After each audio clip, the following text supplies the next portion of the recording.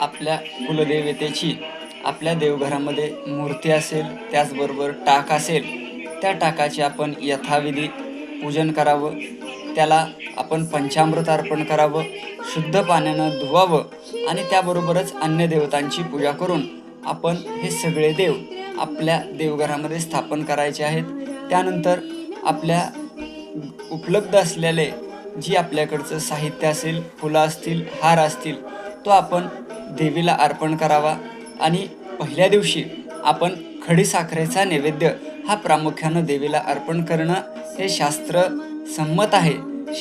शास्त्रीय दृष्टिकोनातून खडीसाखरेचा नैवेद्य हा पहिल्या दिवशी अर्पण केला जातो. आणि अशा पद्धतीनं आपण आपल्या कुलदेवतेचं पूजन या ठिकाणी घटस्थापनेच्या वेळी करावं. जगदंबा आपल्या सर्वांना सुखी, आनंदी आणि समृद्धीचं जीवन देव, आपले दुःख, कष्ट, दारिद्र्य नाहीसे करावं.